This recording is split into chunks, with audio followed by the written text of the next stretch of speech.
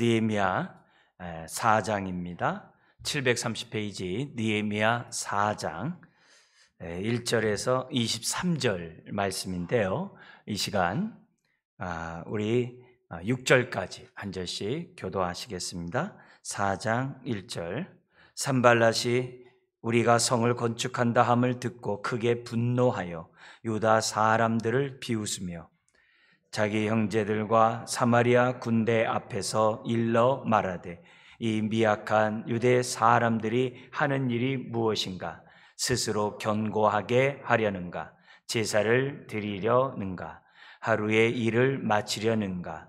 불탄 돌을 흙 무더기에서 다시 일으키려는가 하고 암몬 사람 도비아는 곁에 있다가 이르되 그들이 건축하는 돌 성벽은 여호가 올라가도 곧 무너지리라 하더라. 우리의 하나님이여 들으시옵소서. 우리가 업신여김을 당하나이다. 원하건대 그들이 욕하는 것을 자기들의 머리에 돌리사 노략거리가 되어 이방에 사로잡히게 하시고 주 앞에서 그들의 악을 덮어두지 마시며 그들의 죄를 도말하지 마옵소서. 그들이 건축하는 자 앞에서 주를 노하시게 하였음이니이다 하고 이에 우리가 성을 건축하여 전부가 연결되고 높이가 절반에 이르렀으니 이른 백성이 마음 들여 일을 하였음이니라. 아멘.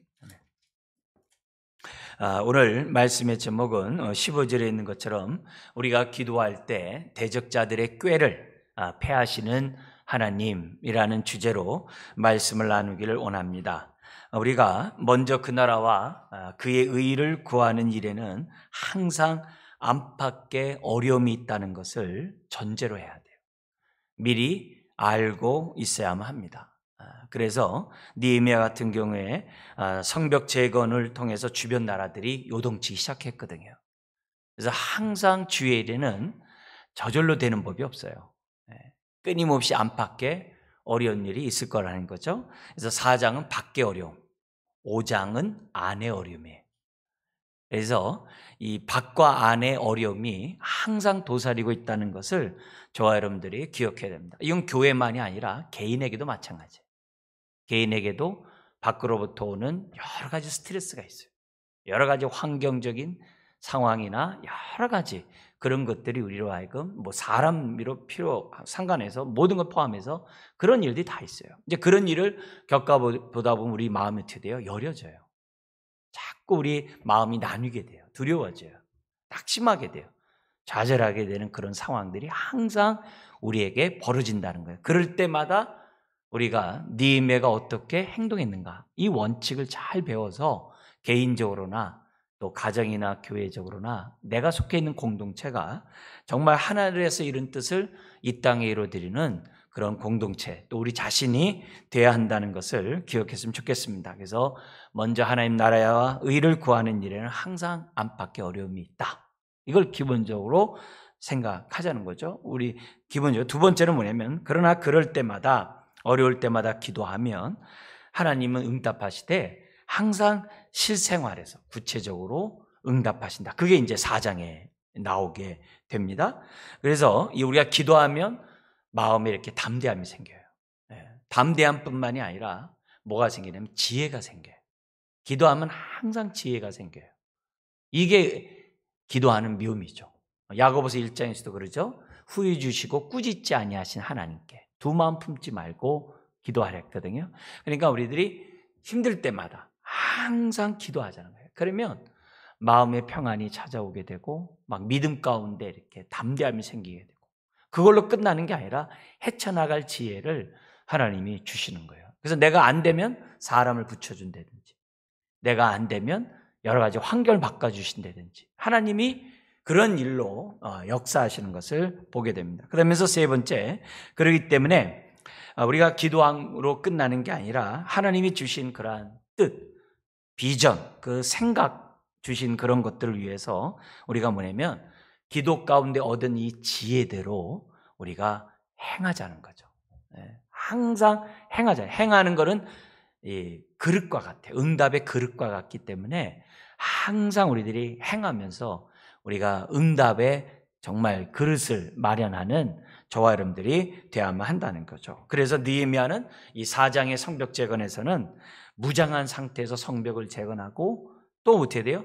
항상 보초를 서면서 밤을 지새고 그리고 어디를 가든지 간에 옷을 벗지 않아요. 잠잘 때도 옷 벗지 않고 그런 정말 기도와 함께 또 무장하면서 성벽 재건을 동시에 하는 그런 느헤미야, 밀고 나가는 그런 모습을 보면서 느헤미야의 위기 관리를 마지막에 우리가 정리하면서 한번 오늘 이 4장을 한번 또 정리하려고 합니다.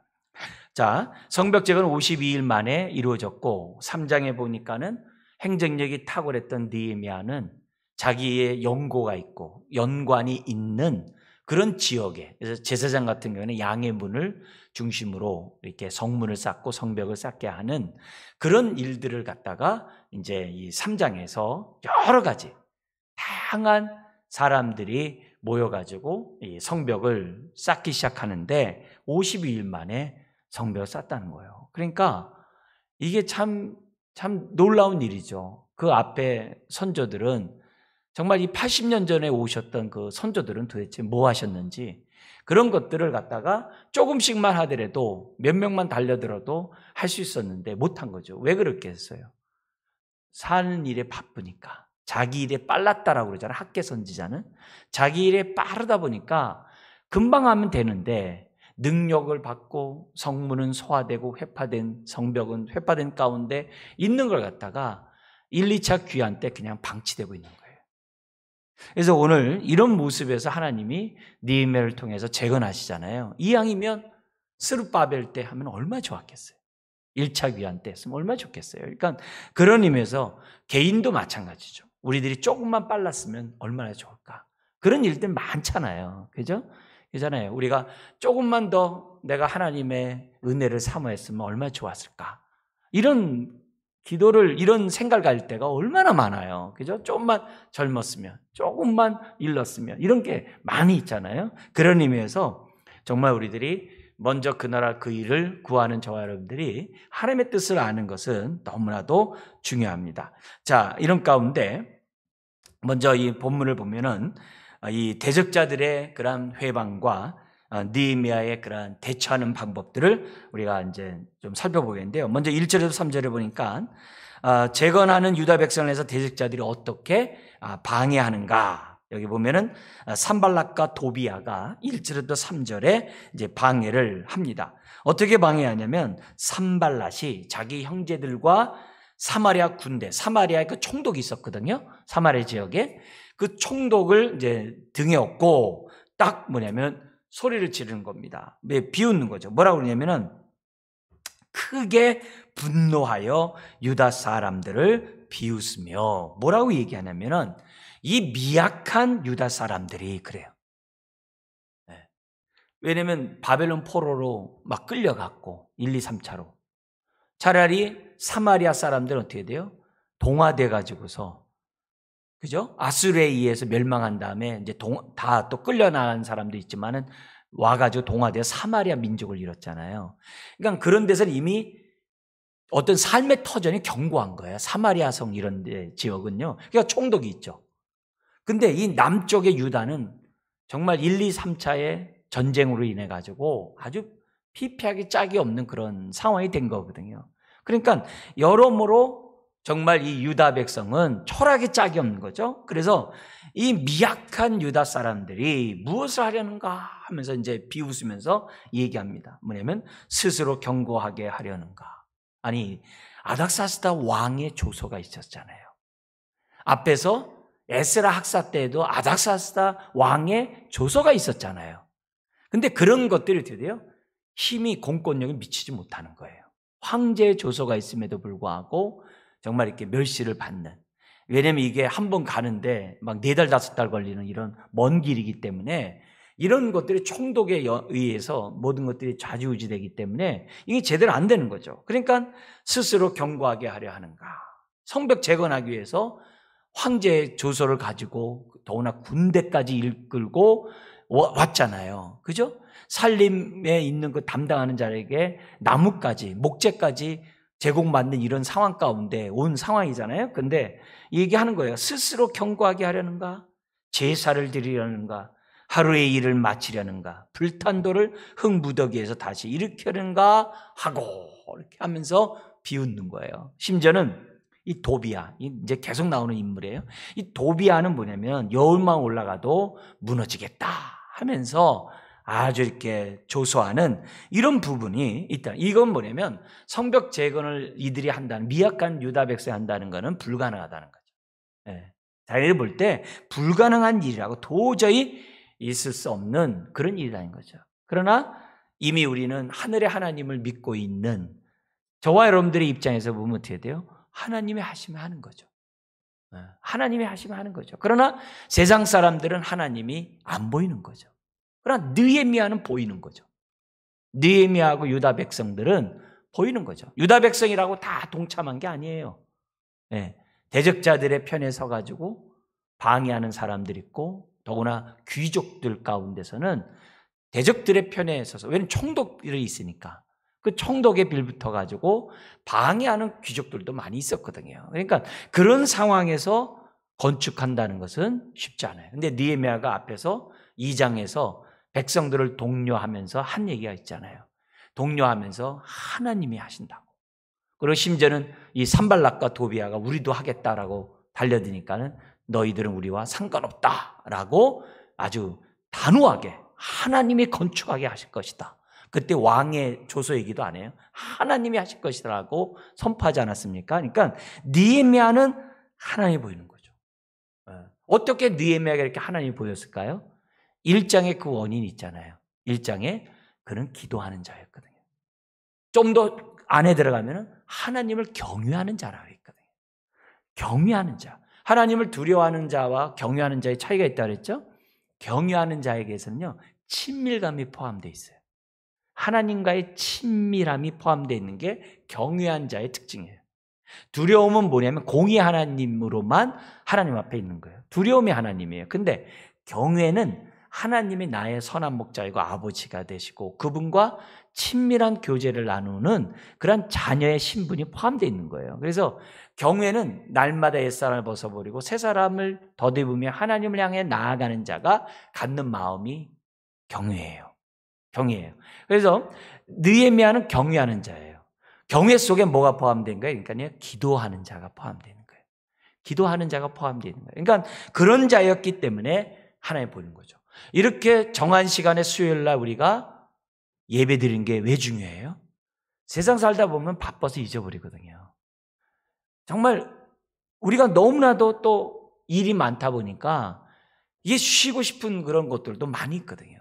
이런 속에서 우리들이 시간을 주 앞에 내어드리고 우리가 하나님 앞에 예배를 드린다는 이 자세 자체는 영이 살아나는 거거든요. 예. 우리의 선한 양심이 살아나는 거거든요. 분별력이 살아나는 거거든요. 왜요? 로마서 5장인 것처럼 하나님의 사랑이 우리에게 부은 바 되었다 그랬거든요. 부은 바가 어떻게 된다고 그래요? 확 들어무토록 부었다는 거거든요. 하나님의 사랑이 우리에게 확 부어가지고 넘친다라고 그랬거든요. 그게 기본이에요. 그러니까 믿음을 갖고 있는 사람에게는 항상 사랑이 흘러 넘쳐야 한다는 것이 로마서 5장에서 우리에게 주어지는 기본 축복이에요. 5가지 축복 가운데 하나인 거예요. 그러니까 그것이 내 삶 속에서 계속 유지하는 길이 뭐냐? 그 예배거든요. 그래서 저희 어렸을 때 이렇게 물을 부어가지고 펌프 이렇게 할 때 물을 조금 부어야지만 펌프가 올라오잖아요. 저 밑에 있는 거예요. 똑같아요. 우리가 예배를 드리면 하나님의 은혜를 받으면 우리들이 은혜 가운데 있으면 우리 안에 있는 솟아나는 샘물이 올라오는 거죠. 올라오는 거죠. 왜냐하면 성령님이 우리 안에 계시기 때문에 반석이신 주님으로부터 샘물은 올라오게 되어 있거든요. 그게 예배거든요. 그래서 은혜를 받아야 되거든요. 그래서 은혜를 끊임없이 받을 때 펌프에 물이 지속적으로 나오는 것처럼 우리들이 그렇게 할 수가 있다는 거죠. 자, 근데 이 산발락과 도비아가 2장 10절과 19절에 나와요. 거기 보면은 2장 10절에 보면은 한번 잠깐 보십시오. 2장 10절에 보면 호론 사람 산발락과 암몬의 사람 도비아가 이스라엘 자손을 흥왕하게 하려는 사람이 왔다 함을 듣고 뭐라 그래요? 심히 근심했대요.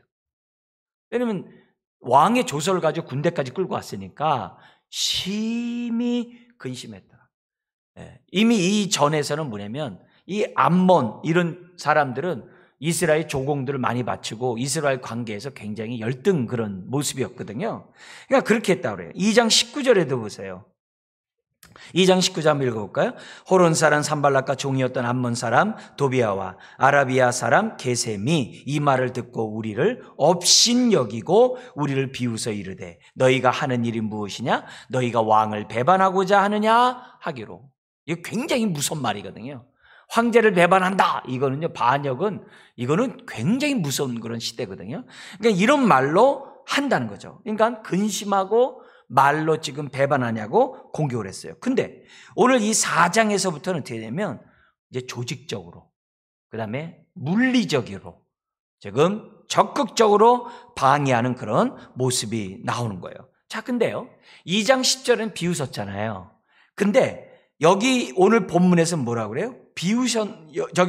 근심했다고 그러잖아요. 근데 심히 근심했다고 그러는데 오늘 이 본문에서 어떻게 돼요? 비웃었다고 그래요. 비웃었다고 그래요. 여기 뭐냐면 대적자들이 공격하는 방법이나 국가와 국가끼리 전쟁할 때 하는 방법은 이 방법 다 쓰고 있어요. 처음에 기선 제압하려고요. 말로 죽여요. 다 말로 엄포를 놔요. 말로 뭐냐면 항복하게 만들거든요. 항상 전쟁을 할 때 보면요. 기선 제압을 말로 하거든요. 그러니까 그런 의미에서 이들이 공격할 때 처음에 뭐냐면 말로 사람을 공격해요. 낙심하게 하고 좌절하게 하고 두려움을 주려고 이런 말로 지금 뭐예요? 비웃으면서 공격을 하는 거죠. 그래서 이런 하여튼 처음에 어찌하든 상대방을 깔보고 무시하는 이런 방법으로 기선제압들을 하거든요. 뭐 무기가 뭐 월등하다면 뭐 이런 말을 썼겠으나만 다 옛날에는 다 그렇게 하는 거죠. 무력을 쓰기 전에 아주 말로 초토화시키는, 기선을 제압하는 이런 방법을 해요. 자, 그런데 이들의 말에서 역설적으로 우린 뭘 알 수 있냐면은 6절에 보면은 높이가 절반이 이르렀다 그랬잖아요. 얼마나 이게 빠르렸는지 2절에 보니까는 산발랏이 하루에 일을 마치려는가 이렇게 했다는 거예요. 그러니까 얼마나 정말 그들이 정말 이 성벽을 재건하는데 조직적이었는지. 그잖아요. 저기 3장에 나눈 거 보면 굉장히 조직적이잖아요. 그냥 뭐 나릅시다 이게 아니잖아요. 딱 지역을 나눠가지고 거기 리더들을 딱 세워가지고서 그걸 갖다 조직적으로 한꺼번에 해버리니까는 얼마나 신속했는지 하루에 일을 마치려는가? 그냥 자고 났더니 그냥 성벽이 다 연결되는, 무너진 부분이 없을 정도로 다 연결되었다라고 이런 얘기가 오늘 본문에 나와요. 그러니까 이런 걸 보면은 6절에도 그러잖아요. 백성이 마음 들여 일을 하였습니다. 이거예요. 여러분, 어느 공동체는요, 마음이 모아지면요, 못할 게 없어요. 더구나 교회는 더더욱 그래요. 교회는 더더욱. 여러분, 초대교회, 가정교회가 얼마나 컸다고 생각합니까? 여러분, 크지 않아요. 네. 작은 숫자에 불과해요. 예루살렘 교회 같이 이렇게 3,000명, 5,000명 이렇게 거듭나가지고 3,500명 다 모여서 했겠어요? 다 가정교회로 흩어졌거든요. 네? 다 가정교회로 흩어졌어요. 근데 그거는 우리가 예루살렘에는 크다고 볼 수 있겠죠. 근데 바울이 개척했던 그런 우리 터키 지역이나 이런 지역에 유럽에 있는 그런 교회들이 그게 큰 교회들이 아니거든요. 근데 큰 역사를 이뤘어요. 왜 그럴까요? 그들의 마음이 모아졌거든요. 네. 우리나라에 이 영국에서 이 토마스는 우리 그 선교사가 와가지고 성경책 우리한테 주고 순교를 했잖아요. 그분이 보낸 그 교회는요, 조그만 읍 단위의 우리로 하여금 그렇게 작은 그런 외곽 지역에 있는 그 지역에서 그 선교사를 그 당시에 보냈다는 거예요. 그래서 거기 갔다 온 목회자들이나 성도들 이렇게 갔다 오면 깜짝 놀랐네요. 지금은 그 모든 그런 것들이 다 워낙 작은 데니까 운영이 되지 못하고 이렇게 하는 그런 모습에 있습니다만, 그러니까 그걸 이제 재건하자라고 이제 한국교회에서 막 모금 운동하고 이제 그런 얘기들을 하는 그런 얘기를 들었거든요. 근데 거기 가서 이렇게 보면은 어떻게 그 시대, 그 오래전에 정말 보낼 수 있었는가? 이게 보통 놀라운 게 아닌 거죠. 우리나라 특히 북미 지역에 많은 선교사들이, 젊은 선교사들이 아펜젤러, 언더우드 이런 사람들 왔을 때 보냈던 그 교회들이 그렇게 커서 이렇게 한 얘기가 아니거든요. 부흥이 있었기 때문에 선교사가 간 거고, 거기에 뭐예요? 부흥을 맛본 사람들이 지원했기 때문에, 힘을 합쳤기 때문에 이런 일들이 있었다는 사실을 저와 여러분들이 잊어서는 안 돼요. 그래서 공동체가 회복하려면 바로 숫자에 있는 것이 아니라 전능하신 하나님을 얼마나 믿는 사람들이 한 마음이 되었는가, 그게 중요하다는 거예요. 그래서 이런 부분에서 우리들이 성벽 재건이 신속하게 이루어질 수 있었던 것은 다른 게 아니에요. 마음이 모아지면 한다는 거죠. 네. 그래서 저희 교회에서도 뭐예요? 우리들이 마음을 모으면 하나님의 뜻들을, 큰 일을 얼마든지 할 수 있는 교회라는 사실을 우리가 뭐예요? 아셔야 돼요. 우리는 메뚜기에 불과해요. 그러면 안 돼요. 그들은 우리의 밥이다, 이렇게 생각하고 하나님 앞에 기도하는 저와 여러분들이 되어야 될 줄 믿습니다. 그래서 우리 교회만 재건하는 게 아니라 주님 수서 지역을 재건하게 해주시고, 주님 주의 나라를 재건할 수 있는 그런 교회가 될 수 있도록 하나님 역사해 주옵소서. 그래서 우리들이 큰 믿음을 달라고 하나님 앞에 기도해야만 한다는 거죠. 자, 이런 속에서 하나님의 이런 선한 뜻이 있지만 대적자들은 이처럼 산발락과 도비아처럼 지속적으로 공격해요. 그리고 2장 아까 10절에서는 2명, 산발락과 도비아가 나왔는데 아까 2장 19절에 누가 나왔어요? 세 종류가 나왔죠. 아라비아 게셈 사람이라는 사람이 나왔잖아요. 오늘 본문에 보면은요, 또 인원이 또 뭐냐면 늘어나요. 점점 더 늘어나는 가운데 이들이 어떻게 되면 이 공격하는 이런 모습을 이제 보게 됩니다. 그러나 이런 모습이 있다 할지라도 저와 여러분들 어떻게 돼요? 두려워할 필요 없는 거죠. 왜요? 하나님의 일이니까. 또 하나님이 우리와 함께 하시는가. 그게 이제 4절 6절이에요. 이런 무시와 협박 앞에 느헤미야가 어떻게 반응하냐면 하나님 앞에 기도해요. 그게 4, 5절이에요. 기도를 하는데 무슨 기도를 하냐면 저주 기도를 해요. 네. 시편에서도 저주 시편이 있어요. 우리 믿는 사람들은 저주에 대한 이런 기도들을 잘 안 하잖아요. 긍휼을 베풀어야 되고 사랑을 베풀어야 되고 은혜를 베푸는 입장에서 무슨 저주를 쏟아붓고 막 이렇게 하느냐라고 반문해요. 근데 여기 지금 느헤미야뿐만이 아니라 많은 믿음의 선지들이 저주 이런 기도들을 하거든요. 시편에도 저주 시편들이 있거든요.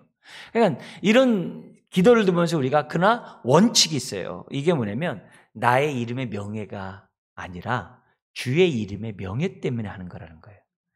원칙은 그거예요. 그러니까 우리들이 그런 일들을 너는 멸망받아 마땅하기 때문에 내가 너 저주해, 이런 개념이 아니라, 그런 개념이 아니라 항상 하나님의 이름에 정말 반역하고 도전하고 하나님의 이름의 명예를 정말 이렇게 실추시키는 그런 자들을 향해서 이런 저주의 그러한 이런 기도들을 갖다 성경에서 하고 있다는 것을 저와 여러분들이 기억해요. 그러니까 나의 이름의 명예가 아니라 하나님의 이름의 명예, 내 중심이 아니라 하나님의, 내 인격 모독은 얼마든지 받을 수 있겠죠. 그러나 주의 이름이 멸시를 당하는 그 부분에 있어서는 너무나도 우리들이 의기소침한 모습으로 있는 것이 아니라 당당하게 맞서야 한다고 하는 이런 부분을 오늘 여기 느헤미야의 기도 속에서 보게 됩니다. 나중에 또 보면은 그걸로 끝나는 게 아니라 우리가 그들마저도 다 뭐예요? 우리의 전도의 대상이잖아요.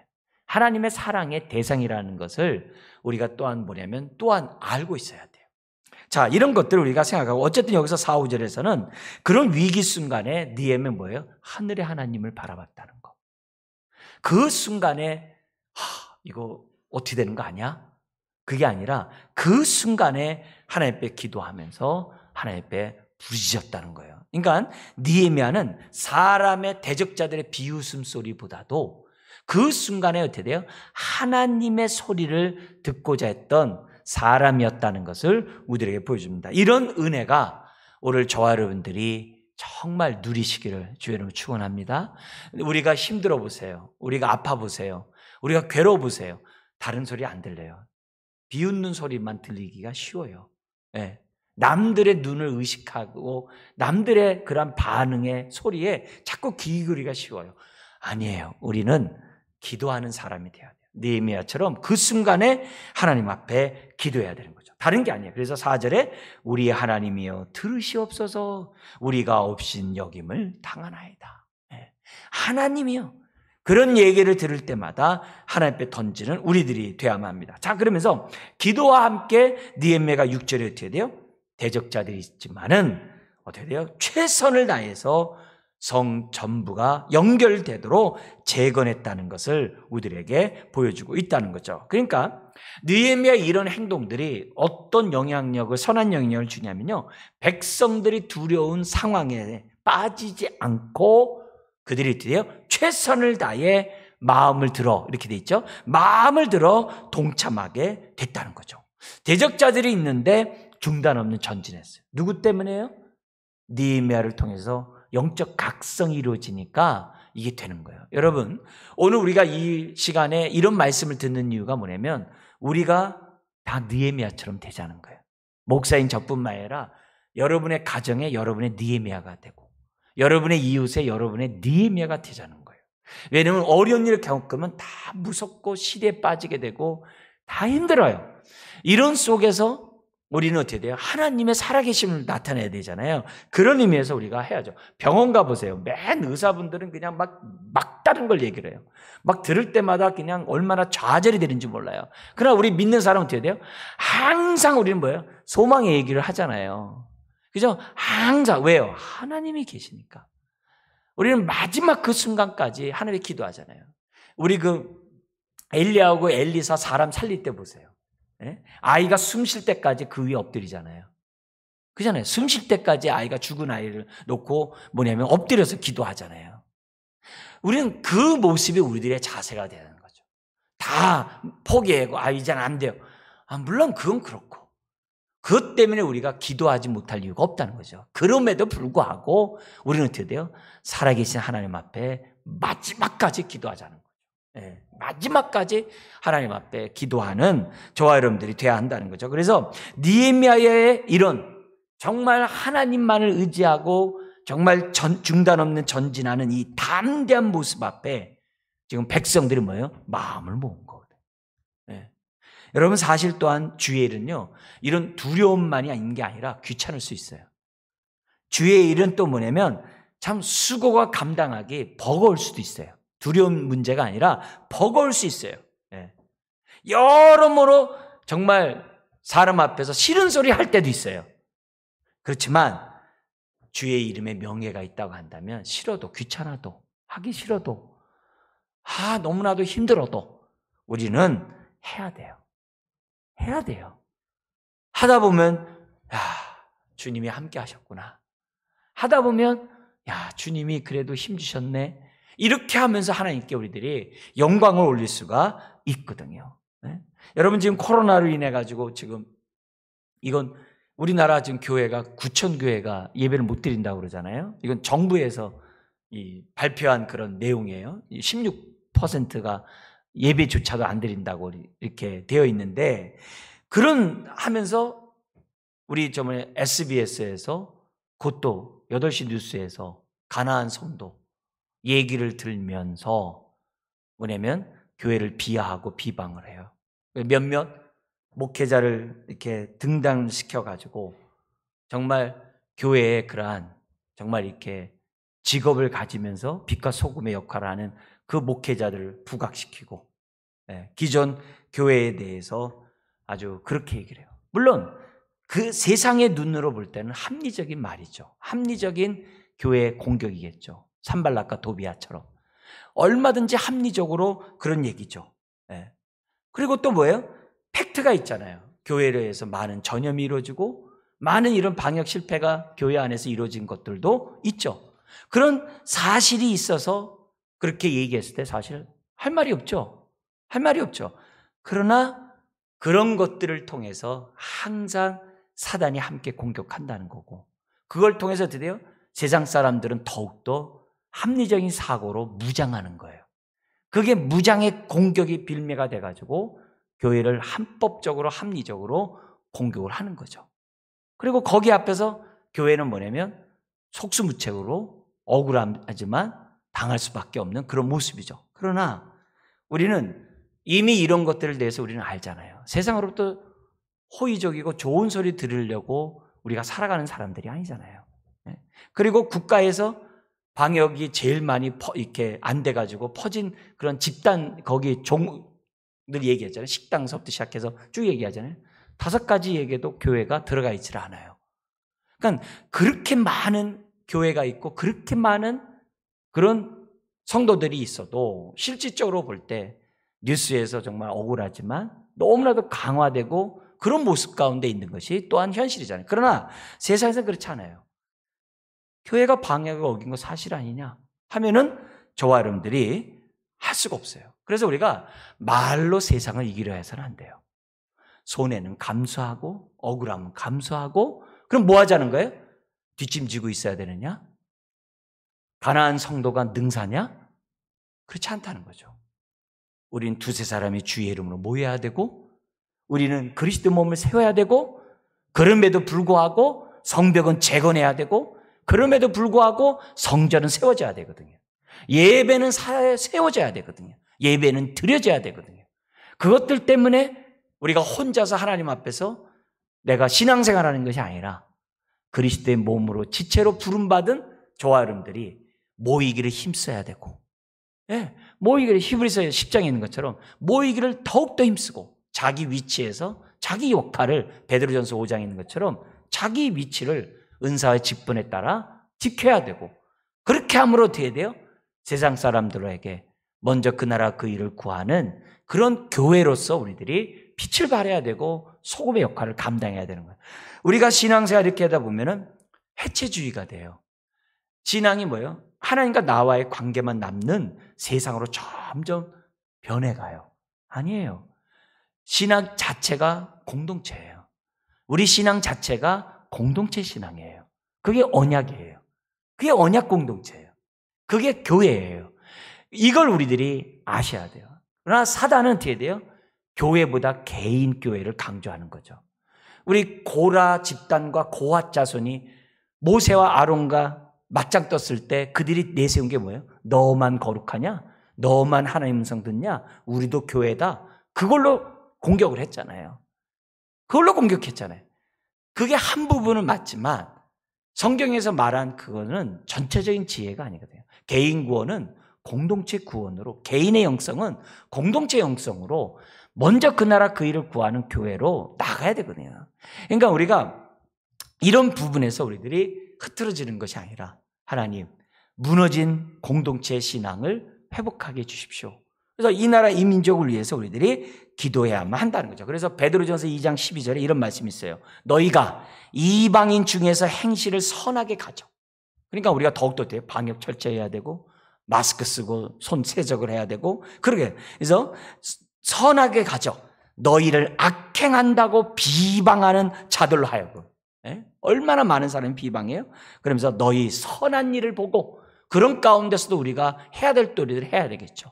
우리가 그리스도의 향기를 나타내는 것들이 뭔지를 우리들이 각자 받은 은사대로, 은혜대로 해야 되겠죠. 그러면서 뭐냐면은 재림의 날에 하나님께 영광을 돌리게 하려 함이라. 그게 오늘 성도가 이 땅에서 많은 수치와 욕을 겪으면서 오늘 우리들이 성벽을 재건해야 될 이유가 되는 거예요. 성벽을 재건해야 우리를 통해서 하나님께 영광을 돌린다 그랬거든요. 비방하는 자들로 우리들의 행실을 보고 하나님께 영광을 돌리게 하는 것이 오늘 저와 여러분들이 이처럼 모인 이유예요. 교회를 세워야 되는 이유인 거예요. 이유인 거예요. 혼자서 물론 하나님의 성전 맞죠. 그러나 동시에 어떻게 돼요? 우리가 성전이거든요.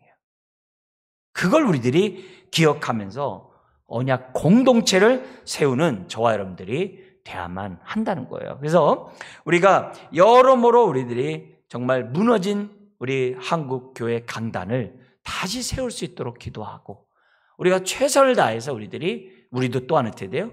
지원하는 가운데 교회가 세워지고 거기서 뭐냐면 공동체 신앙이 살아날 수 있도록 해야 될 사명이 저와 여러분들이 있어야 되는 거죠. 그래서 훗날에 교회의 진심을 알게 될 때가 있을 거고, 또 비방하는 자들 중에 이게 내가 잘못 알았구나 라고 새롭게 깨닫는 사람들이 생길 수 있도록 저와 여러분들이 그리스도의 향기를 바라는 정말 교회를 세워야만 할 줄 믿습니다. 여러분, 바울을 얼마나 많은 사람이 비방했어요. 그러나 하나님 사랑받고 그 인생이 변한 사람이 또 얼마나 많아요. 그죠? 그런 것들을 우리가 생각하면서 우리가 어려울수록 뒷짐지지 말고, 어려울수록 우리가 손 놓고 있지 말고, 오히려 느헤미야가 힘든 속에서도 하늘의 하나님 앞에 의지하면서 자기의 할 도리를 다 함으로, 또 각양의 영역에서 최선을 다함으로 정말 하루 사이에 성벽들이 막 세워져 가는 것 같은 이런 일을 볼 수 있도록 저와 여러분들이 하자, 이거죠. 그러면서 동시에 비방 얘기를 우리가 어떻게 돼요? 듣는 것을 이상하게 생각하지 말고, 그렇다고 우리가 잘못해가지고 비방 듣자는 얘기가 아니에요. 우리가 철저하게 우리들이 그러한 것들을 따라서 하되, 그러나 우리가 해야 될 사명을 망각하지 말자는 거예요. 지금 1차, 2차 귀환은 80년 전에 있었던 선조들은 뭐 했냐 이게요. 느헤미야 3차 귀환 때 이게 왜 성벽재건이 방치되냐 이게요. 그러지 말고, 코로나로 인해서 그냥 방치시키지 말고, 우리가 한국교회 강단이 다시금 불이 타오를 수 있도록, 성전 안에 정금 등대에 등불을 끄지 말라고 하셨으니까 그 등불이 정말 살아날 수 있도록, 개인의 심령만이 아니라 정말 두세 사람이 모이는 그곳에 정말 예배가 이루어질 수 있도록 해달라고. 저희 시찰 안에서도 교회가 문을 닫았어요. 그런데 어떻게 하냐면 가정에서 정한 시간에 예배를 드리더라고요. 가정에서 예배를 드리고 한두 성도들과 함께 예배를 드려요. 여러분, 거기에 주님이 안 계시겠어요? 다 계시죠. 다 계시죠. 그런 것들을 우리들이 생각하면서 비방을 두려워하지 말고 우리가 먼저 그 나라 그 일을 해야 될 것들은 하자. 이걸 느헤미야를 통해서 우리가 첫 번째 우리들이 좀 생각해 봐야 될 그런 내용들입니다. 자, 그러면서 7절부터 9절에 7절부터 14절까지 계속되는 대적들의 위협들이 나오는데요. 7절 9절에 보면 대적자들의 비웃음 속에서 아랑곳하지 않고 최선을 다해 재건을 하자. 그렇게 하자 대적자들이 가만 물러서는 게 아니에요. 더 적극적으로 공격의 공격을, 그 수위를 높입니다. 그러나 그러면 그럴수록 느헤미야의 그러한 지혜가 아주 더 빛을 나요. 그의 믿음이 더 빛이 나는데요. 여기 보니까 7절에서부터 8절을 잠깐 보면 이렇게 얘기합니다. 나중에는 그 7절을 보십시오. 도비아, 산발락과 도비아 나왔죠. 아까 아라비아 사람이 세 종류까지 나왔잖아요. 네 종류 사람들이 이제 나오면서 거기 보면은 암몬 사람까지 포함이 되고요. 아스돗 사람까지 나오는 거예요. 그냥 동서남북에 있는 모든 대적자들이 지금 다 달아붙는 거예요. 그러면서 뭐냐면 예루살렘 성이 중수되어 그 허물어진 틈이 메꾸어져 간다함을 듣고 어떻게 돼요? 이제는 심히 분노해요. 아까 심히 근심했는데 막 심히 분노해요. 그러면서 뭐냐면 다 함께 그래요. 동서남북에 있는 서로 연관이 없는, 그러니까 그들의 공동의 적이 된 거죠. 다 꾀하기를 예루살렘에 가서 치고 이제 전쟁하자는 거죠. 그곳을 요란하게 하자 하기로 딱 그런 거예요. 그러니까 이런 소식이 이제 들리니까, 느헤미야에게 이제 들리니까 어떻게 하겠어요? 들리자마자 거기서 뭐냐면 기도와 함께, 거기 나오죠. 9절에 기도하며 하나님이 주신 지혜로 파수꾼을 주야로 방비하겠다는 거예요. 그러니까 여기서 우리가 알아야 될 것은 뭐냐면 신앙은요, 삶과 괴리되면 안 돼요. 기도하고 삶으로 연결되지 않으면 안 돼요. 기도할 때는 반드시 지혜가 있어야 돼요. 기도하면서 지혜를 구해야 돼요. 그러면서 내가 어떻게 행동하는지를 기도 가운데 받아야 돼요. 기도하는 것으로 끝나는 게 아니라 뭐예요? 파수꾼을 두어서 방비를 했다는 거죠. 그래서 기도만 하는 것도 문제지만 기도하지 않고 방비만 하는 것도 문제잖아요. 그죠? 그러니까 기도가 빼놓으면 안 돼요. 근데 기도만 해놓고 방비가 없어도 또 안 되거든요.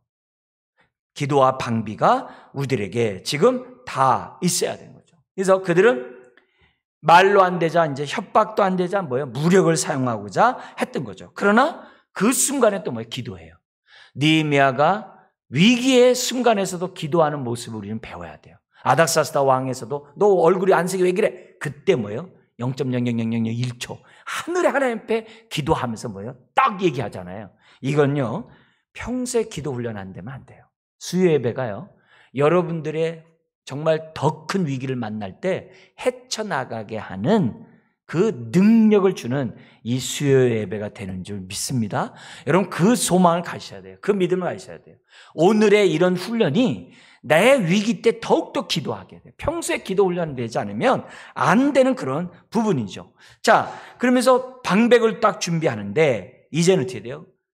대적자들이 공격해 온다는 얘기를 들으니까 유다 백성들의 마음이 막 흔들리기 시작해요. 어떻게 시작하냐면요, 시리에 빠지는 거예요. 두려움에 오니까 그 마음이 좌절하게 돼요. 그게 10절입니다. 같이 한번 읽어볼까요? 유대아 사람들은 이르기를 흙무더기가 아직도 많거늘 짐을 나르는 자의 힘이 다 빠졌으니 우리가 성을 건축하지 못하리라 하고, 이런 말이세요. 그뿐만이 아니라요, 11절에 협공작전을 또 피는데요, 안에 있는 자뿐만 아니라 자기네들과 인접한 유다 백성을 갖다 협박을 해요. 협박을 해가지고 뭐냐면 너희들이 가가지고 뭐냐면 성전을 짓지 못하게 하라, 이렇게, 아니 성벽을 재건하지 못하게 하라, 그러면서 11절 얘기합니다. 우리 한 번 더 읽어볼까요? 우리의 원수들은 이르기를 그들이 알지 못하고 보지 못하는 사이에 우리가 그들 가운데 달려 들어가서 살육하여 역사를 그치게 하리라 하고 하면서 12절에 10번이나 유다 거문에 대적자들 근처에 있는 자들이 와가지고 뭐냐면 말하겠다는 거예요. 그러니까 이런 좋지 못한 이런 소식이 들리자마자 사람들이 돼요. 야, 이거 못 짓겠다. 이제는 안 되겠다. 심지어는 뭐냐, 유다 사람까지 보내가지고 10번이나 와서 집요하게 방해하고 협박했다는 것을 우리가 보는 거예요. 왜요? 그들은 안전이 먼저거든요. 성벽을 재건하는 것보다 자기가 목숨이 위태로우니까 그 터전에서 살아야 되거든요. 이웃의 강한 나라와 살려다 보니까 어쩔 수 없다는 거죠. 굉장히 사단의 전술이 어디가 아킬레스 건인지를 알고 지금 공격하는 거예요. 그러니까 이런 것들을 우리들이 기본적으로 알고 있어야 돼요. 그래서 우리 교회도 뭐예요? 교회 약점이 뭔지 사단이 왜 모르겠어요? 그걸 치고 들어오거든요. 여러분의 약점을 왜 모르겠어요? 그 치고 들어오거든요. 그래서 하면서 내가 낙심하기 좋은, 내가 좌절하기 좋은 그것을 사단이 항상 공격하거든요. 그래서 우리 이런 말 있잖아요. 엎친 데 덮친다고. 설상가상이라고. 왜 그래요?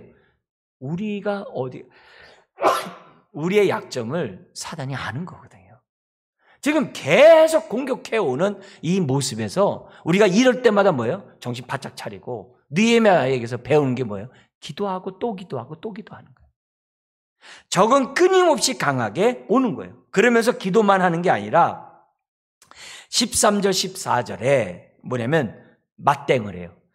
보초를 세우는데 어떻게 하냐면 대적자들이 공격하기 쉬운 지역을 더 집중 방어를 해요. 그게 13절이에요. 그래서 종족에 따라 13절에 보면 어떻게 돼 있어요? 거기 보면은 종족에 따라 칼과 창과 활을 가지고 서 있게 하는 거예요.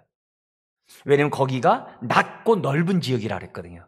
대적자들이 저기 분이 나가는 분문이 있었잖아요. 남쪽에. 그죠? 분문에는 이렇게 비탈져 가지고서 적들이 공격해서 치고 올라오기가 어려워요.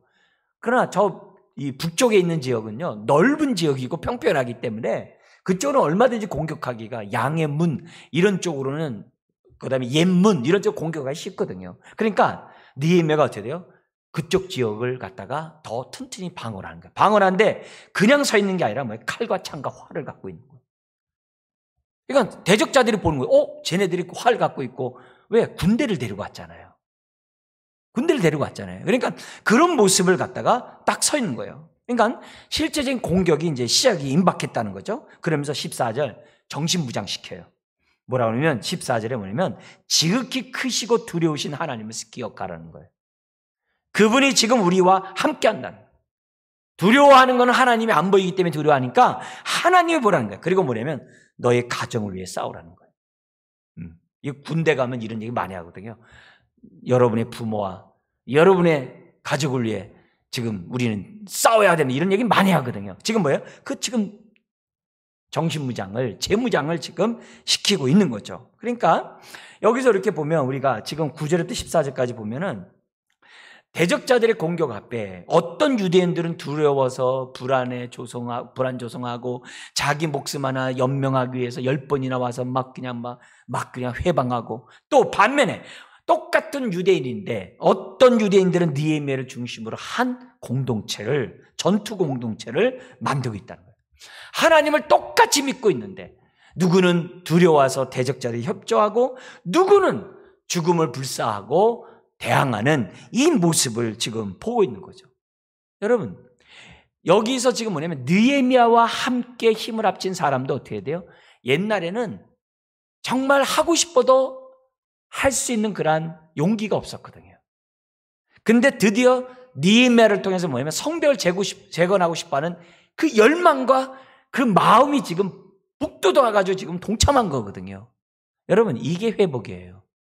이게 성벽 재건보다도 중요한 이스라엘의 회복이에요. 지금 이것을 우리들이 보고 하나님이 이것을 지금 어떻게 돼요? 세워가고 있다는 거예요. 성벽만 재건되고 백성이 무너지면 무슨 의미가 있겠어요? 하나님이 크고 두려우신 하나님이 함께한다는 그 믿음 속에서 정말 믿음으로 대항하고자 그들의 신앙이 일어선 것, 그 신앙이 선 것이 바로 그것이 성벽 재건의 목적이 아니겠어요? 지금 그걸 지금 보여주고 있어요. 이게 공동체의 회복이거든요. 이게 공동체 진정한 회복이거든요. 우리 교회도 마찬가지죠.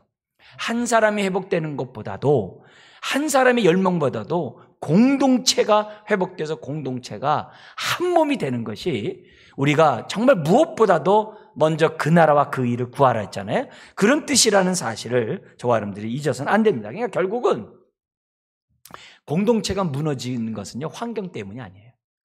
우리 안에 느헤미야 같은 깨어있는 사람이 없고 또 어떻게 돼요? 힘을 합치고자 하는 사람들이 없기 때문에 이게 문제인 것이지 환경 이런 게 아니에요. 결국 우리 자신의 문제라는 것, 우리 가정이나 교회나 다 똑같아요. 우리의 태도에 문제가 있는 것이지 다른 데 있는 것이 아니에요. 그래서 코로나19로 한국교회 무너진 것이 회복될 수 있도록 우리가 정말 실제적으로 행동을 하는 저와 여러분들이 돼야만 하고, 우리 교회 안에서도 여러 가지 부서가 있고 위원회가 있어요. 거기에 사람이 세워지는 게 목적이 아니에요. 교회 조직이 세워지는 게 목적이 아니라 그들의 마음이 살아계신 하나님을 얼마나 경외하고 내가 있는 그곳에서 얼마나 그리스도 몸을 세우고자 하는 그 열망이 회복되느냐, 그게 중요한 거예요. 그런 사람으로 우리가 한 마음이 된다면 몸된 교회를 통해서 하나님이 이 못 이룰 게 뭐가 있겠어요? 얼마든지 하나님의 크신 일들을 행할 수 있다는 것을 우리들은 보셔야만 하는 거죠. 그래서 나는 대적자들 편에서 원망하고 불평하고 자기의 안위를 구할 것인가, 아니면 하나님이 기뻐하는 그 일에 느헤미야와 함께 설 것인가가 중요하다는 거죠. 그 다음에 마지막으로 15절에서부터 23절에 나와 있는 내용들인데요, 느헤미야가 이렇게 칼과 창으로 화살로 이렇게 아주 강력하게 대처하자 대적자들이 어떻게 돼요? 더 세게 나오는 거죠. 더 세게 나오는 거죠. 더 세게 나오지만 그러나 15절에 보니까 감히 공격하지 못해요. 왜요? 더 세게 나오더라도 이미 어떻게 돼요? 거기 보니까는 하나님이 그들의 꾀, 그 동서남북에 있는 그 연합전선을 갖다가 다 무너뜨리는 거예요. 무너뜨려요. 그리고 어떻게 돼요? 여기는요, 아닥사스다 왕의 조소가 있잖아요. 함부로 공격했다가는 황제, 왕을 공격하는 일들이 생겨나는 것들이잖아요. 그러니까 겁주고 혐주고 뭔가 그들이 하려고 했지만은 워낙 강력하게 딱 다가서니까 하나님이 어떻게 돼요? 그들의 꾀를 패했다는 거예요. 그래서 15절에 여기 한번 읽어볼까요? 우리의 대적이 우리가 그들의 의도를 눈치챘다 함을 들으니라. 하나님이 그들의 꾀를 패하셨으므로 우리가 다 성에 돌아와서 각각 일하였는데, 하나님이 이렇게 해요. 그러니까 우리가, 사단도 내가 어느 정도까지 담대할지 다 알아요. 사단도 어느 정도 공격하면 넘어올지 다 알아요. 근데 그 순간에 기도하면서 힘을 딱 얻으면 어떻게 돼요? 사단도 한 길로 왔다 7길 도망가는 거죠. 이런 체험들을 하셔야 돼요. 이런 체험들을 하셔야 돼요. 그러니까 사단이 우리들을 공격할 때 어디가 한계인지 다 알아요. 그들의 눈은. 그러나 하나님이 나와 함께 했을 땐 그 한계가 없거든요. 그 모습을 지금 느헤미야와 공동체가 경험한 거예요. 이건요, 큰 경험이에요. 이게 영적 회복이에요. 이게 하나님이 바라시는 회복인 거예요. 자, 그렇게 얘기하니까 이렇게 그들의 꾀를 꾀한 게 결국 뭐예요? 아까 4절 5절에 느헤미야가 기도한 응답의 결과죠. 하나님, 저들을 가만두지 마시고 저들을 심판하소서. 저들을 심판하소서. 이렇게 기도한 그 결과 하나님의 그 기도를 즉각적으로 응답하셔서 사단의 괴계를 물리쳐 주시는 그런 은혜가 15절에 나오죠. 그러면서 16절부터 23절에 뭐냐면 그때부터 뭐냐면 성벽 재건할 때 완전 무장하면서 해요. 완전 무장은 이제 16절에. 그래서 자신의 수하도 반으로 딱 나눠요. 무장하게 하고 일을 하게 하는. 그렇게 하고. 그리고 성을 건축하는 자도 17절에 보니까요. 한 손에서는 자기 일을 하고 한 손에서는 병기를 잡아요. 그것뿐만이 아니라 18절 20절에 보니까는 두 손을 써야 되는 이런 사람들은요. 허리에 칼을 차고서 지금 어떻게 돼요? 건축을 해요. 그리고 이쪽 동서남북에 있는 그 성들이 대적자들이 어디로 올지 모르니까는 보초를 딱 높은 곳에 세워놓고서 나팔을 준비해요. 나팔을 딱 따라서 뭐 동쪽으로 모여라 서쪽으로 모여라 이런 식으로 신호까지 아주 철저하게 하는 거예요. 그러니까 보통 준비가 잘 된 아니 왕과 함께한 군대인데 얼마나 훈련이 잘 됐겠어요. 그러니까 그런 모습을 갖다 지금 딱 보여주는 거예요. 그러면서 20절 한번 보세요. 같이 한번 읽겠습니다. 너희는 어디서든지 나팔 소리를 듣거든 그리로 모여서 우리에게로 나오라. 우리 하나님이 우리를 위하여 싸우시리라 하였느니라. 이러니까 두려움이 없는 거죠. 예. 이런 마음을 통해서 그들의 마음을 붙잡고 심지어는 21절 23절에는요. 잠을 이교대로 자면서 이들이 뭐냐면 정말 불철주야 성벽 재건에 힘을 합치는 이런 모습을 보게 됩니다. 그러니까 결국 오늘 우리가 하나님의 부흥은요. 우리의 책임과 헌신이 반드시 있어야 한다는 거예요. 교회를 위해서 기도만 하는 게 아니라 여러분의 가정을 위해 기도만 하는 게 아니라 여러분의 인생을 위해 기도만 하는 게 아니라 내가 하나님이 주신 지혜 속에 헌신해야 되고 책임져야 될 부분이 무언지를 우리가 알아야 한다는 거죠. 요행은 없어요. 게으를 수가 없어요. 하나님의 가신 그 뜻대로 주의 일은 저절로 된 적이 없어요. 눈물로 씨를 뿌리는 자가 거두는 거예요. 눈물로 씨를 뿌리지 않으면 거둘 수가 없어요. 오히려 안팎에 방해가 있다 할지라도 우리는 눈물로 씻어야 돼요. 씨를 뿌려야 돼요. 그래야 거둬들일 수가 있다는 거죠. 예. 자, 그런 가운데 마지막으로 느헤미야 위기 관리를 보고 우리 말씀 정리하도록 하겠습니다. 첫 번째는 뭐냐면 5가지로 정리를 하겠는데요. 느헤미야 위기 관리를 보니까 위기를 극복할 수 있었던 이유는 뭐냐? 그에게 비전이 확실해요. 비전이 확실하니까 비전에 따라 밀고 나가는 거죠. 그래서 위기는 늘 있어요. 그때마다 나의 비전을 다시 한번 점검을 하셔야 돼요. 주의 일이라고 확신되면요. 밀고 나가야 되는 거예요. 우리 예배 이렇게 밀고 나가면서 하잖아요. 인원수 딱 정해가지고 딱 우리가 하잖아요. 딱 하는 것들은 우리가 정말 하나님이 하시는 거죠. 그 다음에 두 번째는 뭐냐면 기도가 반드시 있어야 했다는 거죠. 그는 기도의 사람이라는 거예요. 그래서 그에겐 기도했기 때문에 기본적으로 담대함과 하늘의 지혜가 늘 충만해요. 위기를 그때그때마다 나감으로 위기를 극복해요. 세 번째는 뭐냐면 그는요. 자신의 그러한 지도력으로 백성의 마음을 붙잡았어요. 반대 세력을 잠재우고 대적자들을 무색하게 하고 유다 백성을 잘 규합해서 역사를 이루어갔어요. 사람들의 마음에 불을 지필 수 있는 그런 능력자였어요. 네 번째는 뭐냐면 그는요 철저히 하나님 믿었어요. 특별히 3가지 하나님 믿었어요. 12절부터 14절에서는 우리를 보호하시는 하나님, 15절부터 19절은 우리의 형편을 아시는 하나님, 20절은 우리를 위하여 싸우시는 하나님. 여러분의 기도 제목 하나님이 다 아세요. 여러분의 영적 전쟁 하나님이 앞서 싸우세요. 우리들의 정말 삶의 일은 끝난 거 아니야? 천만에요. 주님이 함께하기 때문에 우리를 보호하세요. 선한 목자세요. 이걸 느헤미야는 삶 속에서 위기 속에서 지금 뭐예요? 적용하고 있다는 거죠. 마지막 5번째는 뭐냐면 하나님의 맡길 것을 맡기면서 오늘의 자기는 최선을 다해요. 이교대까지 하면서 무장을 풀지 않으면서 최선을 다해요. 남자들은요 군대 가면 다 알아요. 5분 대기조가 있어요. 이 사람들은요 완전 군장하고 자요. 군하시고 뭐고 완전 군장 다 하고. 그래서 따릉 하면요 5분 내로요 어느 일정 지역까지 다 집합해야 돼요. 5분 내로 집합하지 않으면 또 안 돼요. 그게 5분 대기조가 있거든요. 그래서 우리 이런 모습 보면요 군대 생활했던 사람은요 이게 이미지가 확 와요.